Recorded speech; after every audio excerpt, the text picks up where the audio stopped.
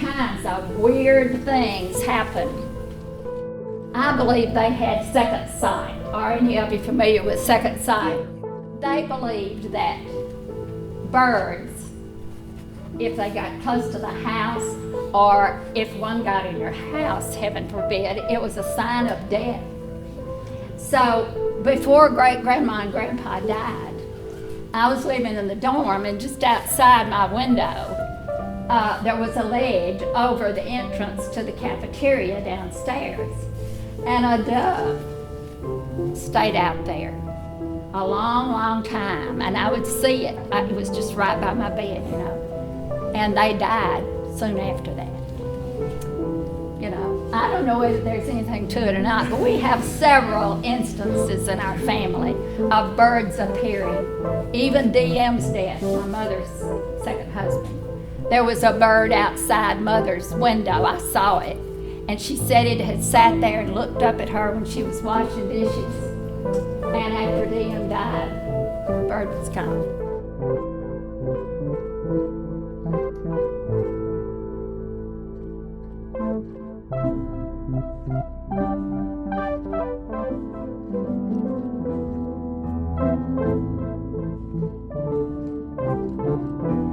That night, Mother said that down in the woods, there were all these weird sounds of animals that she had never heard anything like it before.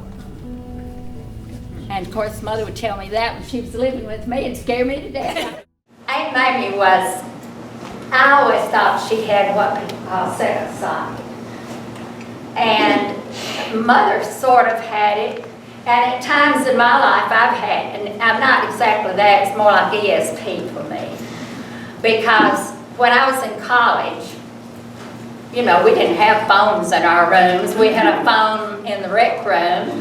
And I don't know that I did much calling home because, well, you just didn't back then. But even after I was married, and we still didn't call all the time, every time I would go to the phone to call my mother, she was there to call me. And that's happened a lot of times with my son and me. We seem to all be on the same wavelength. But I always kind of thought that Aunt Mamie had the Irish second sight. The story that I love to tell the best, and again I may not tell it right because Mother didn't write it down. I'll tell you about this book in a minute.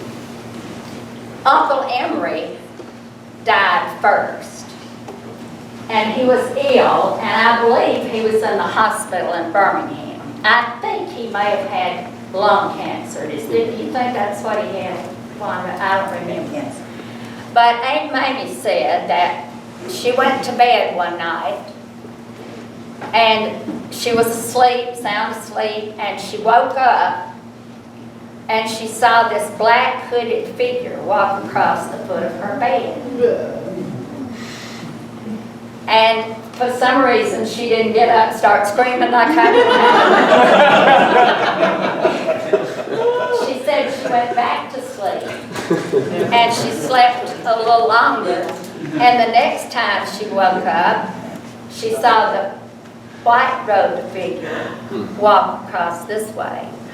And Uncle Emery died that night. You girls heard that story? I don't know who told me that. It was not Aunt Mamie, but I've heard it. And I feel sure that it happened. Mama Creel, Annie, was very superstitious. She thought, and I grew up thinking that birds in your house or around your house or looking in the windows or following you around were signs of death.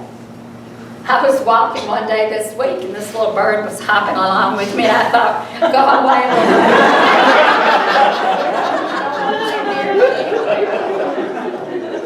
And this really happened. I told you great-grandpa and grandma died while I was a freshman in college. And I lived in the dorm and there was the ceiling over the cafeteria was outside my window. We lived on the second floor. And so before, a good while before they died, maybe a week or so, I don't know if it was a pigeon or a dove, but something sat out there. Every time I'd look out, that bird was there. I didn't think too much about it at the time.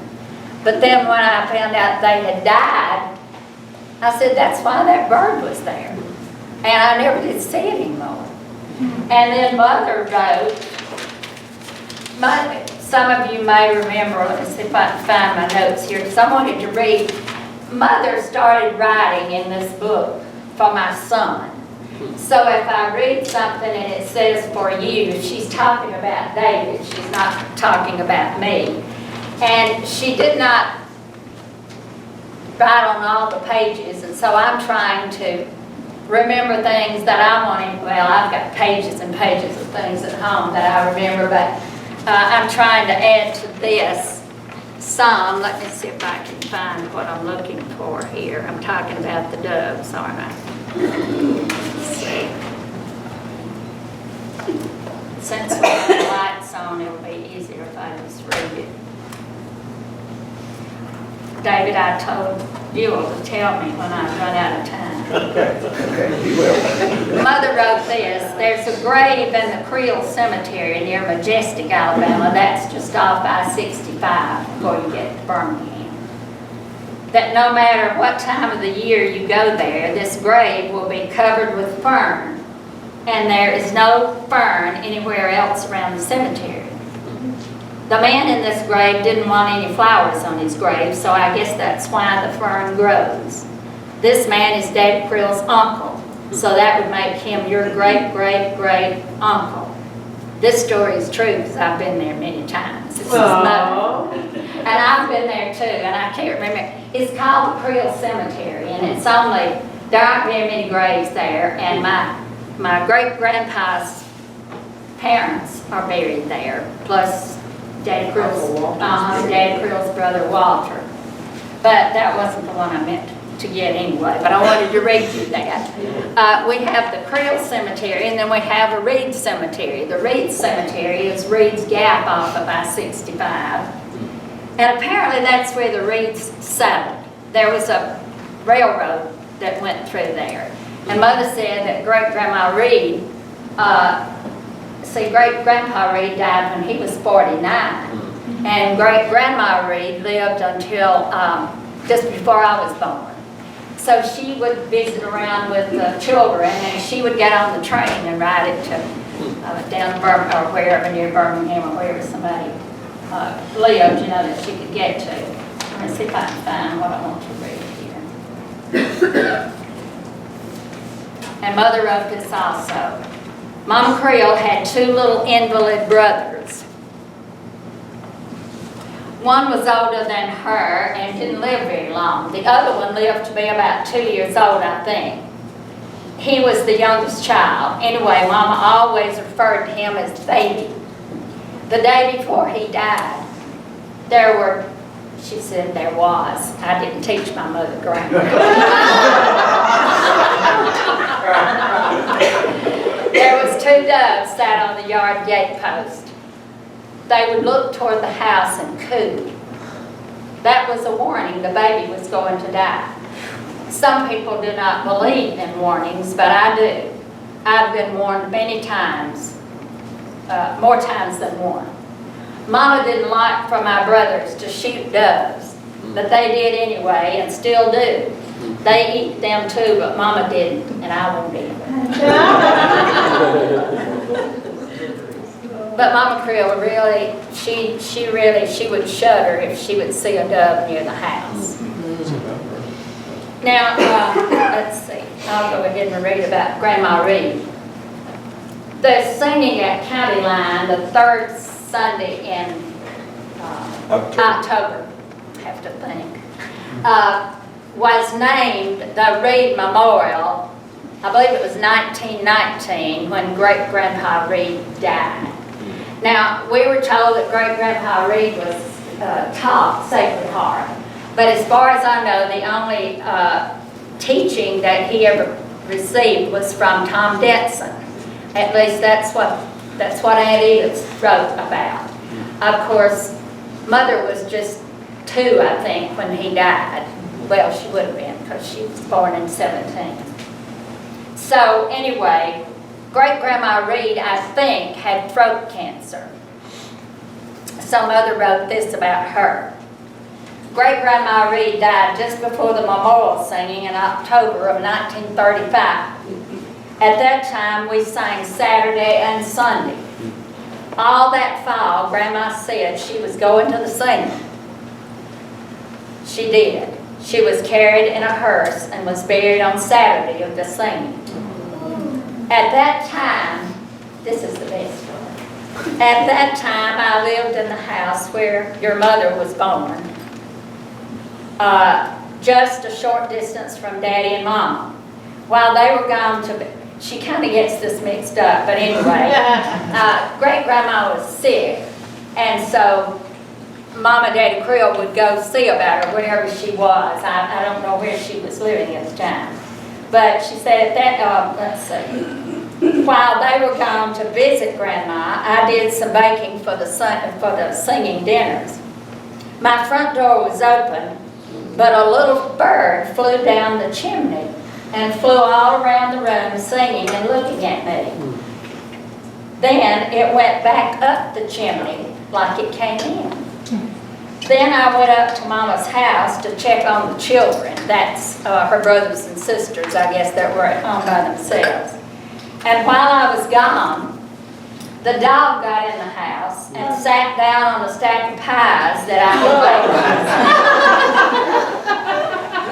and ate the cornbread that I had cooked for our dinner. That night, while Mom and Daddy were gone, Paul and I stayed with the children, and sometime during the night, we heard the most eerie noise I've ever heard. I had never heard anything like it before, and I haven't since. It started at the side of the house where my bed was, and it continued all around the house, crossed the road, and went by the barn and down by the spring and on out of hearing distance. We never found a track of any kind. The next day, Great-Grandma died. I love that story. And Mother used to tell it. My mother lived with me the last 11 years of her life, and she told me that story over and over and over again. And I mean, as old as I am, I'd go to bed and think, I believe I'll get under the covers. Now, my mother's second marriage was to D.M. Albridge. Some of you may know him. He is Elaine Stovall's daddy. And they lived in Hamilton. And D.M. was in the nursing home for a while. So Mother stayed in Hamilton for about, 3 years after he died, I think, before she moved in with us. But she wrote this about his death. For about a week before D.M. died, every morning when I got up, there was 2 birds outside the kitchen window just hopping around looking up at me. The morning after D.M. died, I told Lucy I would see if my birds were there. They were not, and they haven't been back since. That same night, your daddy, that's my husband that was in most of the shows, locked himself out of the house and had to break the glass on the back door to get in. I believe in warnings. She thinks that happened too because, D.M. died. So we've had lots of, I'd like to tell you about my husband's death, but I can't do that. But I had premonitions when he died. He was out on the lake. And I knew something was wrong, but I couldn't get to it, didn't know how to get to it. And so it's a long story too, but it's too personal to talk about. Great-Grandpa Reed wanted to be buried at Reed's Gap. That's where most of the Reeds are buried, and then other relatives also. Reed's Gap, back then I'm sure was, I know it was just a little, you could come off 65, although 65 wasn't there, it was Highway 31. And you went up a little rocky road up to where it is. It's just out in the woods. Great-grandpa wanted to be buried. I think I wrote this myself, left out word. At Reed's Gap. He died young at the age of 49, I think, and suffered with painful arthritis. He decided to be buried at County Line because, according to, I wrote Mama Creel, but I've heard Great Aunt Mamie say this. She had this kind of keen voice, and she'd say, Pat didn't want his bones to be carried up that rocky road in a wagon. And Grandma Reed is buried beside him. As I said before, we think she died of cancer. My great-grandparents were Jeremiah Festus and Euseba Aikens Creel. Great-grandpa sang, but great-grandma did not. If any of you have ever been to County Line Church in Jefferson County, and if you haven't, please come. We love you. Grandma always sat over in the back. She always had on a hat, and she was in there all the time, but she didn't sing. Our great-grandparents on the Reed side were James Harris and Margaret Ann Yarborough Reed. Great-grandpa Reed sang, but great-grandma did not. Now, they died way before I was born. But my great-grandparents, Creel, I knew them. They died when I was in college. I was a freshman at the University of North Alabama, which was then something else, Florence State Teachers College. It's been changed several times.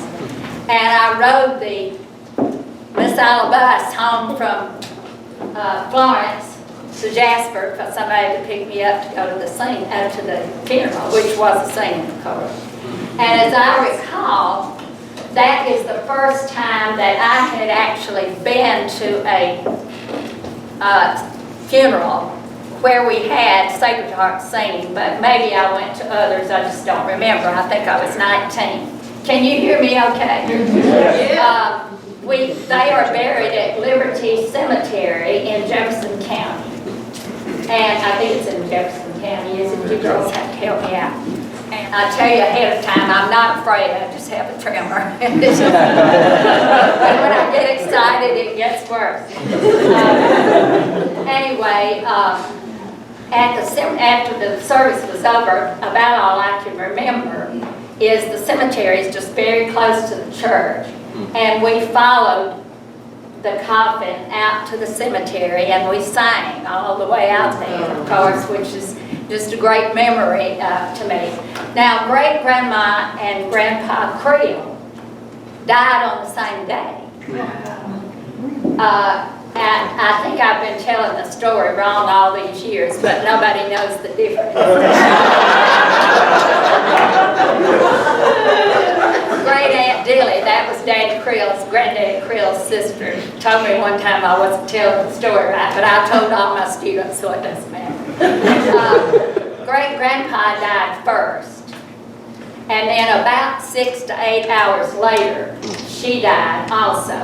But I always thought they lived in Birmingham in some apartments that are close to Phillips High School, if anybody knows Birmingham.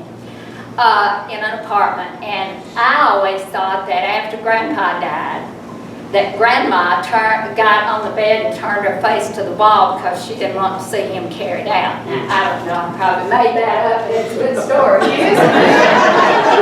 I thought it was too. But anyway, you know, I remember them well. They lived in Trafford in Jefferson County. And there was a railroad track nearby, and we'd go over there. And of course, it was a thrill to us to be able to see the trains go by and all that. But anyway, those are our great-grandparents. Now, from Jeremiah Festus and Euseba Aikens Creel, we had Charlie, who was the oldest child of theirs. They had 11 children. And Charlie is our granddaddy. Ann's and Wanda's and mine. And then he married the daughter of James Harris and Margaret Reed, Annie, and she was our grandmother. And so the families were intertwined, and it's a lot more complicated. There were four living children in the Reed family. Some of them died young, real young, before they really grew up at all. And of course, from Mom and Daddy Creel, we called our grandparents Mom and Daddy Creel. We called our great-grandparents Grandma and Grandpa. Were 7 children. Annie and Charlie had 7 children. The oldest one was Pauline. Pauline Childress, some of you probably knew, from Michigan. The second one was Marie. Marie Creel Bryan Albridge. Was my mother. Then there was Lucille Talbert. She was a very good singer, but most of the people now would not remember her because her health declined and she was not able to go at the end of her life. And then there was Edith Creel Tate. Some of you may have met Aunt Edith. And then there were 3 boys. Charles, who is in Bill's book along with the rest of us, and Harrison, who is the father of these 2 girls, and Heidorn. Now, of those 7 children, all of them could sing. And I understand that that's what they did after supper every night. They sat on the porch. And Pauline wrote some things that she gave me, or somebody gave me, I think, when she died. I went to her funeral.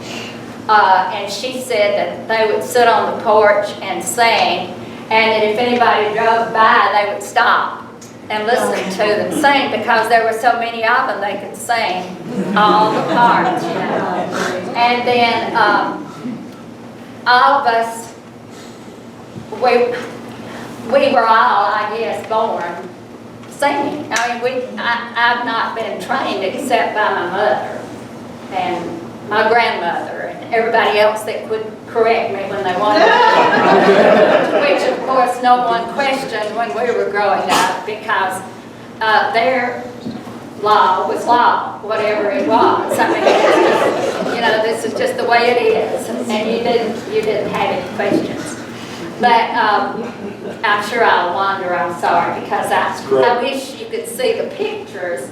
I didn't tell David to bring pictures. I have some pictures, but I wanted you to see the 4 sisters of the Reeds, because, well, 3 sisters and brother.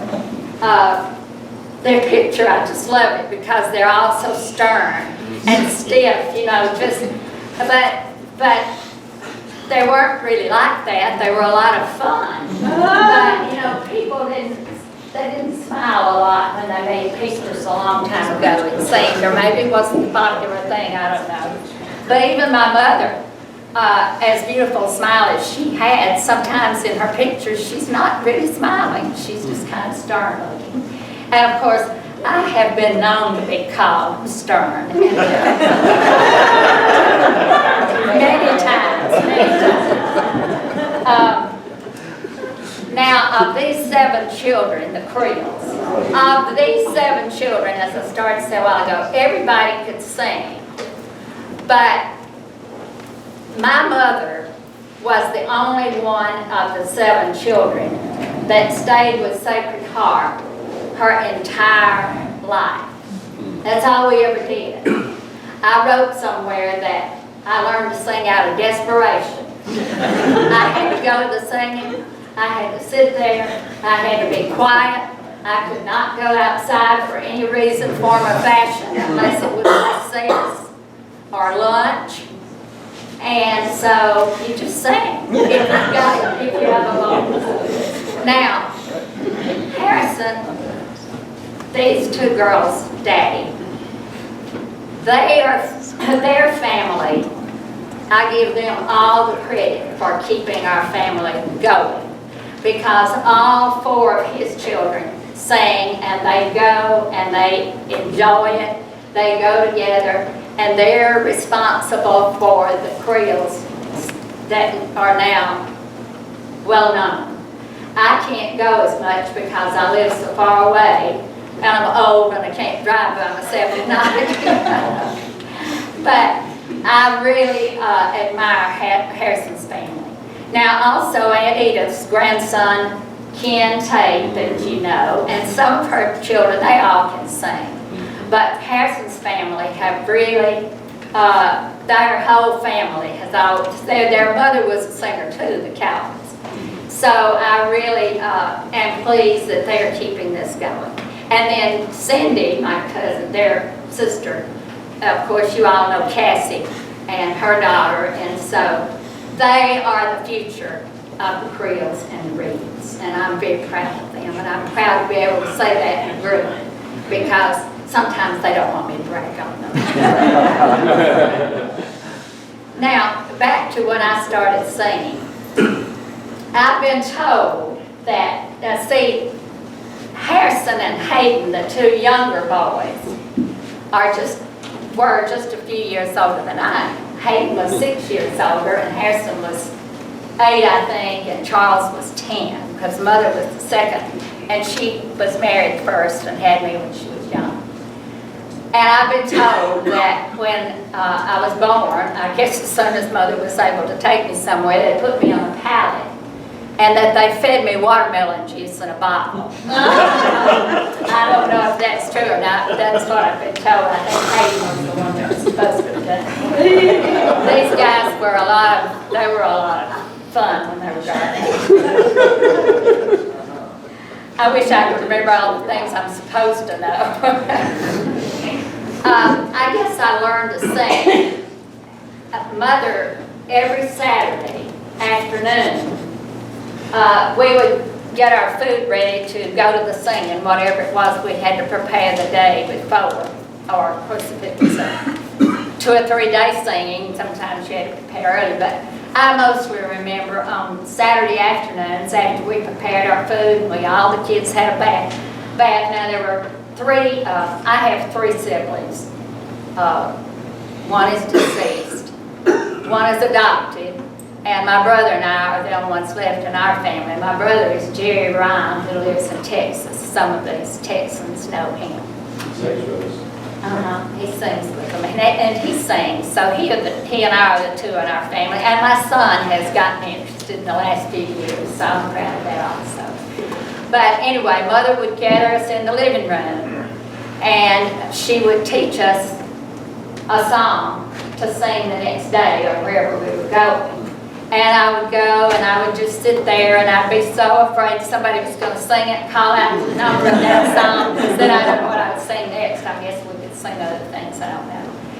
But I've been told that I led a song at McCormick's, which is Liberty Church in Jefferson County, when I was 3.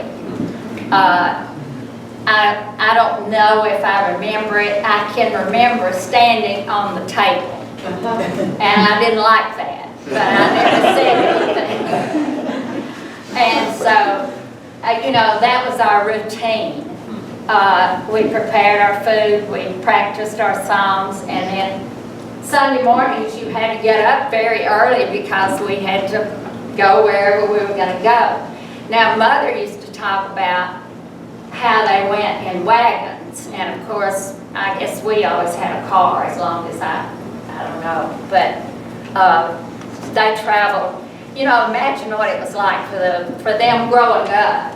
7 children, and you get up early in the morning, and you get in a wagon to go somewhere. And Mother was very fair-skinned, and she said she would sit sometimes out the back of the wagon, and her legs would burn, and that sort of thing. But anyway. My daddy did not sing. His name was Paul Ryan. But he went with us to all the singings and supported. I will tell you this. The Reed sisters, there were my grandmother Annie, and then there was Mamie and Maddie and their brother Emery. Now, Mom Creel, Annie, and great aunt Mamie, as I recall, were the most superstitious. Aunt Mamie was I don't know how to describe Aunt Maggie. She was big. She sang treble. Mom Creel sang treble. Aunt Maddie sang alto. Uncle Emery sang tenor. Great-grandpa Reed, Mother said, could sing any part there was. He could sing alto and it sounded like a woman. Me too. But when I was, I don't know how old I was, during World War II, I always went to Mama Creel's and stayed a week in the summer when I was out of school. Mama Creel and I had great times together. A lot of the kids thought Mama Creel was really, what, tough, mean, sharp. That's a good word. That's a good word. I think she was sharp. They were all sharp-tongued. And a few of us still are. I admit I was. I've been thankful actually for my sharp tongue because it was a help to me when I was teaching. Because I was firm and I said this is the way it is and that's the way it's going to be, you know. There's the door. And they believed me. Anyway, well now I lose my train of thought. I would go down to my grandmother's and stay. During the day I was happy as I could be, but at night I'd go to bed and cry, but she didn't know that. But they lived at Pleasant Grove, which is out west of Birmingham. And there was a dirt road, I'm sure, from their house up to some little store. And Mama would give me a dime to go walk up to the little store to get a popsicle. Well, we lived farther out in the country, about 20 miles out of Birmingham, and during World War II, we had blackout raids, where we had to have these black shades, you know, and I guess it came over the radio or we read it in the paper. I don't know how we knew to close those black, you know, and sit there in the dark. And so every time I would see an airplane, I would be frightened. But I never told Mama Creel that I was afraid to walk to the store by myself because every time I started, an airplane would go over. I mean, we were in Birmingham, you know. And so I never did say anything to anybody. When we started the school, my brothers and I walked to school. It was about a mile and a half. And we had to cross a bridge that had those runners, you know, and then the cross like this, and there were a lot of openings. Well, I always thought I was going to fall through those holes. I was the oldest, so I couldn't pretend to be scared. Well, I mean, I couldn't be scared, couldn't let them know. But anyway, I've always had a horror of bridges because of that, you know.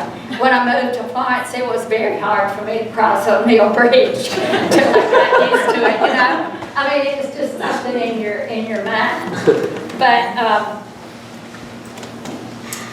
I don't know. There were so many things. We had a lot of fun.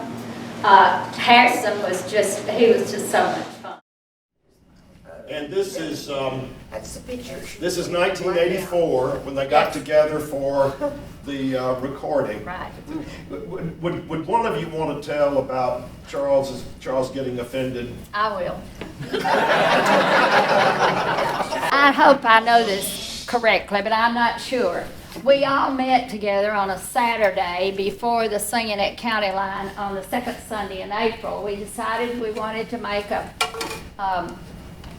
recording of us. We waited till our grandparents were gone, and so we decided, and Hugh McCraw, I think, managed it, got it together.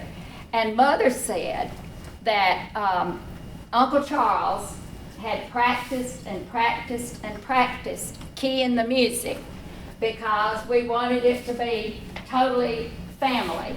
And of course the only bass we had was Harrison, but everybody else, you know, would sing parts. But anyway, I don't know exactly what happened, whether some of you can corroborate this for me.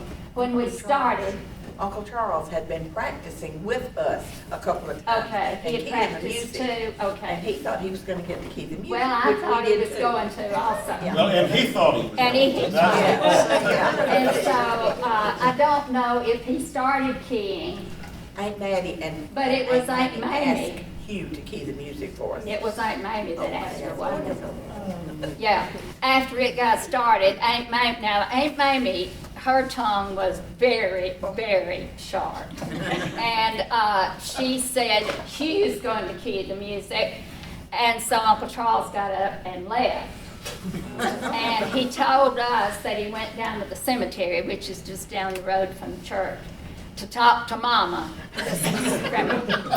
And he did not come back to County Line until just a few years ago. Yeah, and That was it. But now, not only that, if I have the story right, didn't he threaten? Yes, Yes. Okay, he made a request, and tell us.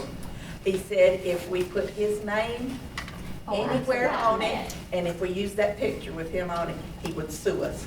But he's,